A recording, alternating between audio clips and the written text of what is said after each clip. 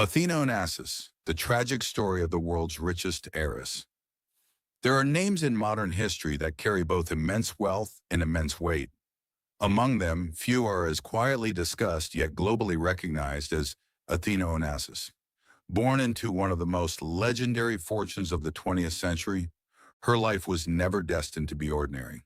But what appears on the surface as privilege and luxury often hides a far more complex reality, one shaped by loss, expectation, isolation, and the invisible pressure of legacy. To understand Athina Onassis, one must first understand the world she was born into. Her life did not begin as a personal story. It began as the continuation of a dynasty built by one of the most powerful shipping magnates in history, Aristotle Onassis, a man who rose from nothing and built an empire across oceans, oil, and shipping routes that connected continents. His name became synonymous with unimaginable wealth and global influence. But with such empires come fractures. By the time Athena was born in 1985, the Onassis legacy had already been shaped by triumph and tragedy. The death of Aristotle Onassis in 1975 had left behind not just a fortune, but a complicated inheritance structure, deeply tied to family loss and public scrutiny. The Onassis name was already surrounded by stories of glamour, heartbreak, and controversy. Athena's early life, however, was not lived in the spotlight. In fact, much of her childhood was deliberately shielded from it. After the death of her mother, Christina Onassis, when Athena was just 3 years old, she became the sole heir to one of the largest fortunes in the world. But inheriting wealth and inheriting a family are two very different realities. From that moment onward, Athena's life was no longer just her own. It became a responsibility managed by trustees, lawyers, and financial guardians. While other children grew up forming identities through freedom and experience, Athena grew up surrounded by structures, legal, financial, and emotional, that defined her existence long before she could define herself. She was raised largely in Europe, especially in Switzerland, where privacy was more achievable. Her upbringing was shaped by discipline, education, and careful protection from media exposure. Yet even in isolation, the weight of her name followed her everywhere. Teachers, peers, and institutions all knew who she was, even if she was never allowed to fully express what that meant. In many ways, her childhood was a paradox. She had access to the highest level of material comfort, yet lived with emotional distance. She was part of a fortune that influenced global markets, yet her personal world was carefully controlled and limited. This duality, wealth without freedom, would become one of the defining tensions of her life. As she grew older, Athena developed a deep interest in horses and equestrian sports. Unlike the abstract world of inheritance and corporate structures, horseback riding offered something tangible: control, discipline, and a direct connection between effort and outcome. In the world of competitive equestrianism, success is not inherited. It is earned through training, repetition, and resilience. This passion would later become one of the few areas where she could build an identity separate from her surname. In the riding arena, she was not just an heiress. She was an athlete, a competitor, someone measured by skill rather than legacy. But even here, the Onassis name followed her. Sponsorships, expectations, and public attention were never far away. Every competition she entered was interpreted not just as a sporting event, but as a continuation of a family story that the world had been following for decades. Behind the scenes, however, another story was unfolding, one that involved legal disputes over inheritance, control of assets, and the long shadow of the Onassis fortune. As Athena approached adulthood, questions about ownership, autonomy, and financial control began to surface more aggressively. The trust that managed her inheritance had strict conditions, and those conditions would eventually become points of tension that shaped much of her later life. Yet despite all of this, Athena remained largely private. She did not engage in public controversy. She did not build a media persona. Instead, she lived a life that often appeared distant, quiet, and carefully managed. And that, perhaps, is what makes her story so compelling.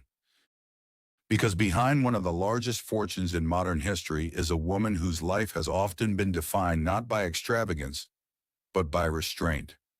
Not by public spectacle, but by private struggle.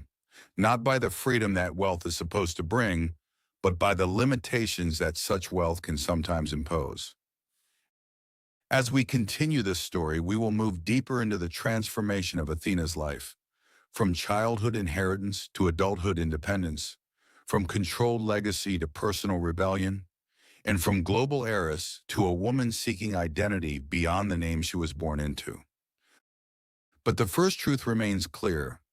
Before she was anything else, she was a child born into a fortune she did not choose and a legacy she could never escape. To understand the life of Athina Onassis, one cannot simply look at her wealth or her achievements. Her story is built on something far more fragile than money: loss. Repeated, irreversible loss that shaped not only her inheritance, but the emotional foundation of her entire existence. The Onassis name did not rise from stability. It rose from ambition, and it was repeatedly reshaped by death. At the center of this legacy stands Aristotle Onassis, the man who built one of the most powerful shipping empires in modern history. From humble beginnings, he created a global network of tankers and trade routes that made him one of the richest men of his era. His life was filled with public attention, high-profile relationships, and immense influence over international commerce. But despite his success, Aristotle Onassis's personal life was marked by deep tragedy.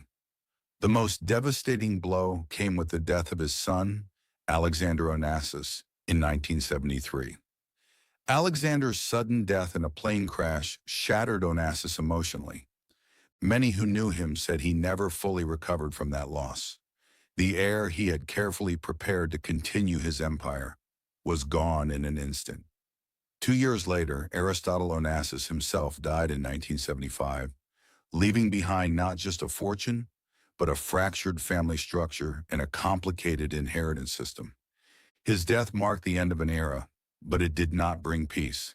Instead, it triggered years of legal disputes, emotional conflict, and public scrutiny. At the center of those disputes stood his daughter, Christina Onassis. Christina inherited the majority of the Onassis fortune, but she did not inherit stability. Her life was shaped by immense wealth combined with deep personal struggles. She faced multiple failed marriages, health challenges, and an ongoing sense of isolation despite her global status. Christina's life was also defined by one central hope: her daughter Athina. When Athina was born in 1985, Christina was determined to protect her from the same emotional turbulence that had defined the Onassis family. But the weight of the legacy was already too large to fully shield her from. Christina herself had experienced profound instability in her personal life. Her marriages were brief and often troubled. The constant attention of the media, combined with the pressure of managing inherited wealth, created a life that was anything but peaceful. Despite her fortune, she struggled with loneliness and mistrust, and then tragedy struck again. In 1988, Christina Onassis died unexpectedly at the age of 37. The cause of her death was widely reported as pulmonary edema, though the emotional toll of her life had long been visible to those close to her. With her passing, Athina, just a child, became the sole heir to one of the largest fortunes in the world. But this inheritance came with a devastating condition. Athina would not control her wealth until she reached adulthood. Instead, her fortune would be managed by a board of trustees, primarily associated with the Onassis Foundation, designed to preserve the legacy of Aristotle Onassis. This arrangement was meant to protect her, but in reality, it created a life where everything was owned in her name, yet controlled by others.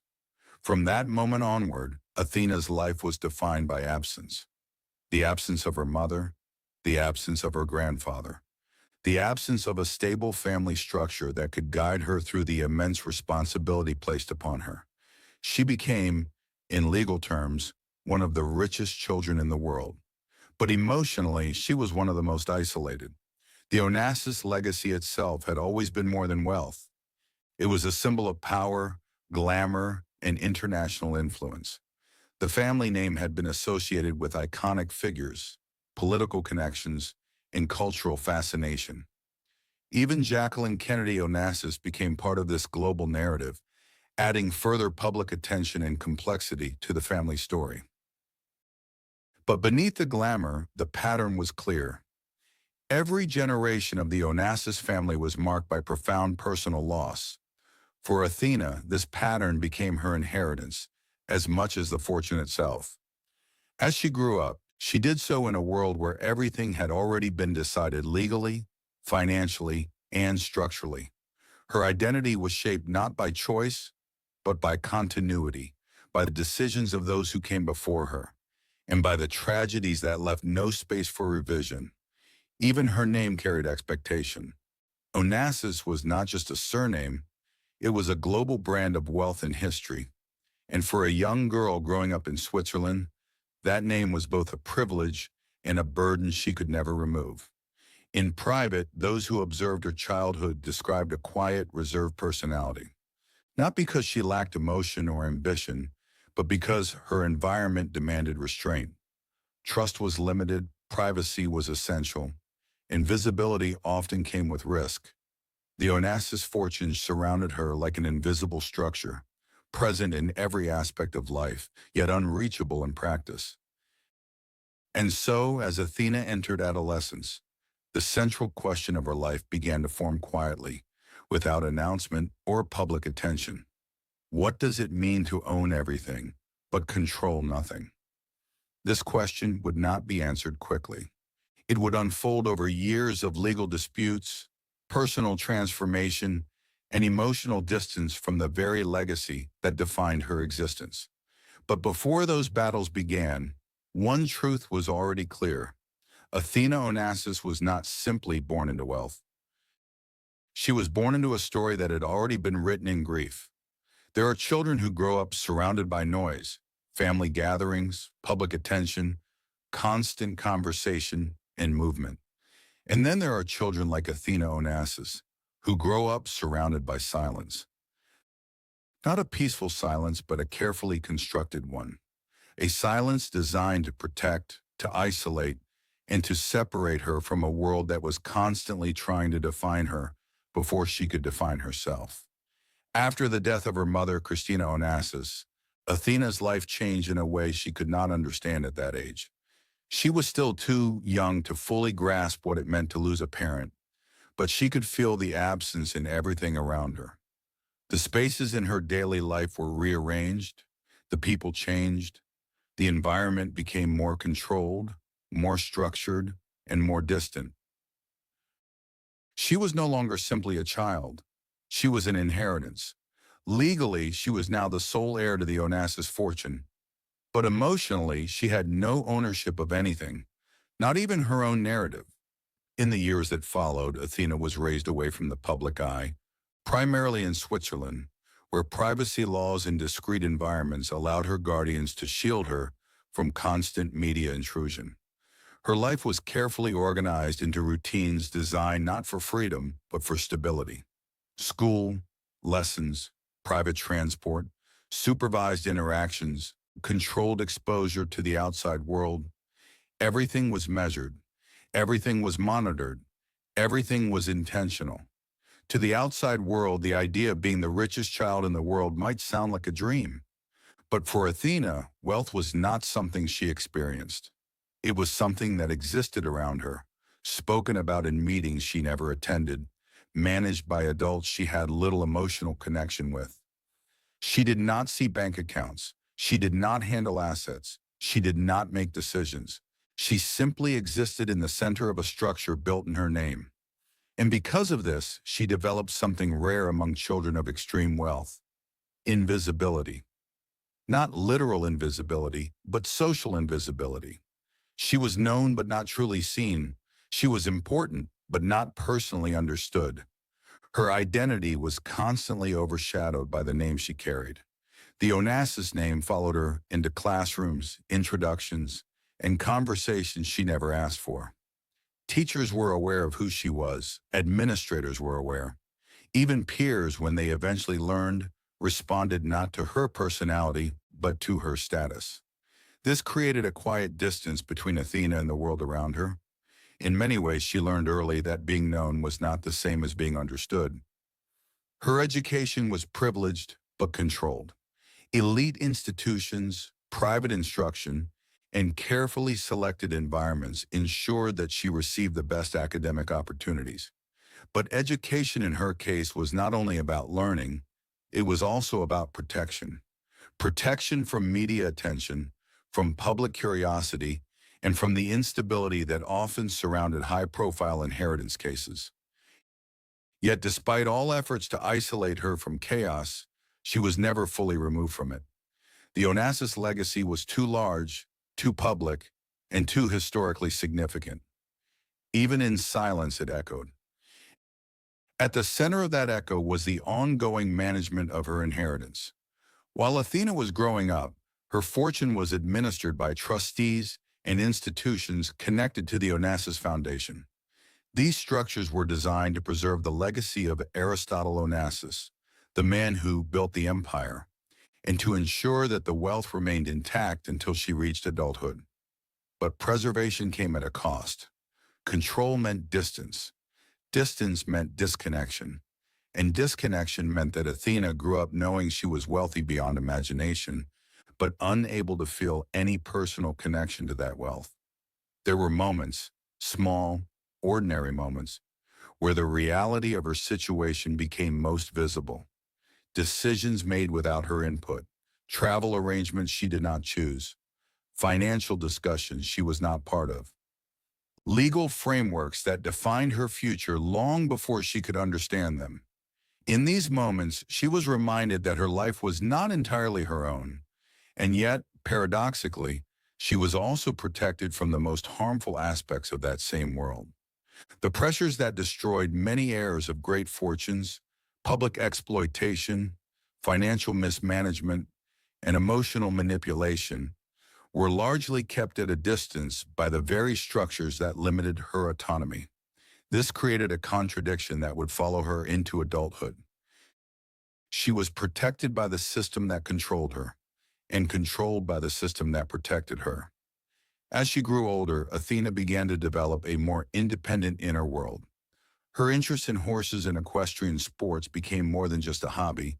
It became a form of personal space, a place where she could exist outside of inheritance, outside of legal structures, and outside of the expectations attached to her surname. In the equestrian world, progress was not inherited. It was earned. Horses responded to discipline, consistency, and trust. There were no trustees in the arena, no legal guardians making decisions on her behalf, only skill, training, and performance. For the first time in her life, she could measure herself by something other than her name. But even this escape was not complete, because everywhere she went, she remained Athina Onassis. Every competition, every appearance, every mention of her participation carried the weight of expectation. She was not just another writer. She was the Onassis heir, the continuation of a global legacy, a living symbol of inherited wealth and historical prominence. And so even in spaces meant for individuality, she was still surrounded by narrative, still surrounded by expectation, still surrounded by silence that was never truly empty. As her childhood gradually moved toward adolescence, one reality became increasingly clear beneath all the protection and structure. The silence she had grown up in was not absence. It was preparation. Preparation for a life where she would eventually have to step out of invisibility and confront the full weight of a name that had been waiting for her since birth. And that moment was approaching faster than anyone around her fully acknowledged. By the time Athina Onassis entered her teenage years, her life had already been carefully mapped out by forces far beyond her control. her education, her residence, her financial structure. Everything had been shaped to preserve a legacy she inherited before she could understand it. But identity is not something that survives on structure alone. And in that quiet space between expectation and individuality, Athena began to discover something that would change the direction of her life: horses. What began as an introduction to riding slowly transformed into a deeper commitment and eventually into a defining passion. In the world of equestrian sport, she found something rare in her existence up to that point: clarity. Unlike the world of inheritance, where decisions were made in legal rooms and behind closed doors, equestrian sport was immediate. It demanded presence, it demanded discipline, it demanded that every mistake, every correction, and every improvement be earned in real time. There was no distance between effort and outcome. There was only the rider and the horse.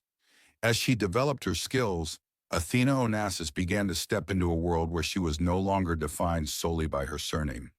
In training arenas and competitions, she was evaluated not as an heiress, but as an athlete. Progress was measured in performance, not in heritage. Yet, even here, the shadow of her identity did not disappear completely. She was still Athena Onassis, and that reality followed her into every stable, every competition, and every international event she attended. In equestrian circles, her presence naturally drew attention, not only because of her skill development, but because of what her name represented. Sponsors, trainers, and competitors were all aware that she was not an ordinary rider entering the sport from a traditional athletic background. She was entering from a world of inherited influence. This created a dual perception around her. On one side, there was genuine respect for her dedication. Equestrian sport is unforgiving, and progress cannot be faked. She trained, she competed, and she improved through consistent effort. On the other side, there was constant awareness of the imbalance her background created. Access to top-level horses, elite training environments, and international competition opportunities was easier for someone with her resources. This did not diminish her effort, but it complicated how she was viewed within the sport. Still, Athena continued, because for her, riding was not about proving anything to the world. It was about creating a space where she could finally breathe without interpretation. As her commitment deepened, she began to invest more time in professional training, working with experienced riders and coaches across Europe. The equestrian world is built on relationships between rider, horse, and trainer, and these connections slowly became some of the most stable elements in her life, in contrast to the shifting guardianship and legal structures that defined her inheritance. The equestrian environment offered something more consistent. Horses responded to trust built over time. Coaches evaluated progress through observation and repetition. There were no sudden legal shifts, no trustees making abstract decisions about her future. Only practice, only discipline, only progress. The stability became increasingly important as she grew older and more aware of the complexities surrounding her inheritance. The Onassis fortune, managed through institutional structures and foundations, remained a constant presence in her life, but one that felt increasingly distant from her daily reality. She could feel its weight without touching it. She could hear its influence without controlling it. And in many ways, that contrast pushed her further into the world of sport. Equestrian competition also gave her something else she had rarely experienced: personal responsibility without mediation. When she entered the arena, no one could perform for her. No trustee could compete in her place. No legal framework could replace her presence. Every decision was hers in that moment. Every mistake was hers. Every success was hers. For someone who had grown up surrounded by managed outcomes, this direct accountability was both challenging and liberating. Over time, as she began to participate in more advanced competitions, gradually building a presence within international equestrian circuits. The sport itself is demanding, requiring not only physical skill, but emotional discipline, financial investment, and long-term commitment to training horses capable of competing at elite levels. Her involvement deepened further as she transitioned from recreational riding into serious competition. This shift marked an important turning point.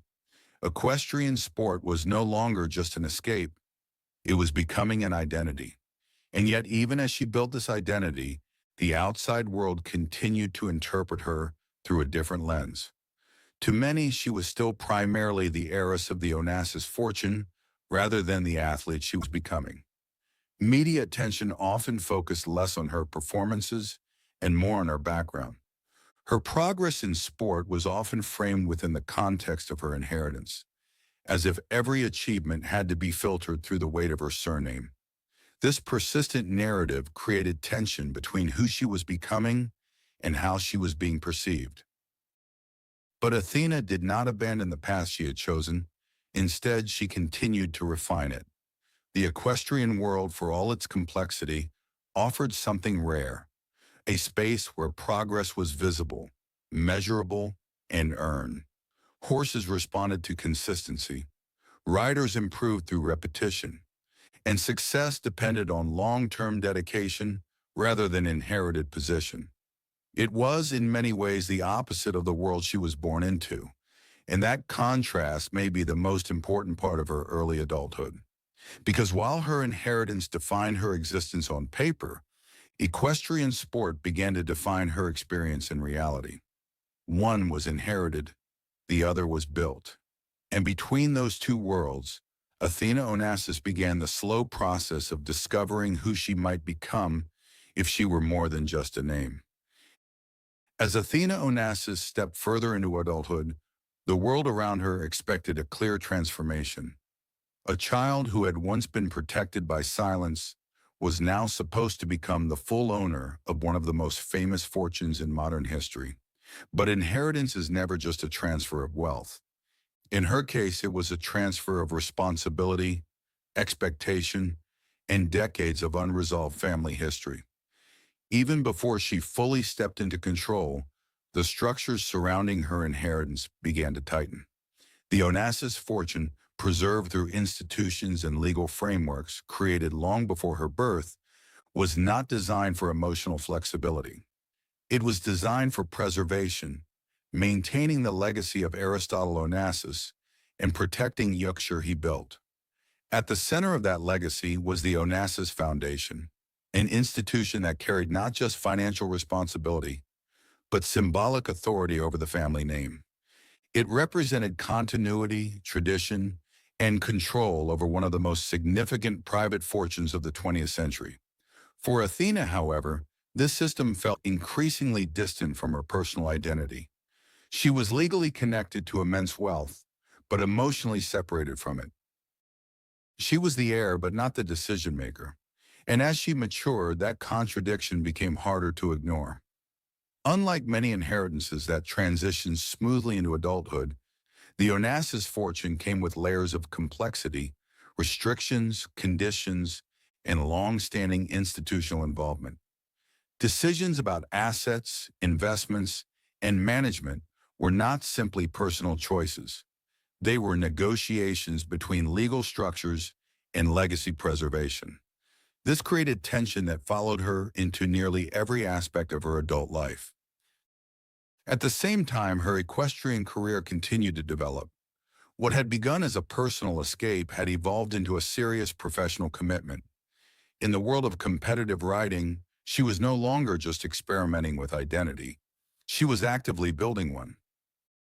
But even as her presence in equestrian sport grew stronger, the outside world remained focused on her inheritance. She remained Athina Onassis in the public imagination first, and athlete second. This imbalance between perception and reality followed her throughout her adult life. Media narratives often emphasized wealth over effort, inheritance over discipline, and legacy over individuality. It created a persistent framing that reduced a complex personal journey into a single inherited label. And yet within that pressure, she continued to live privately.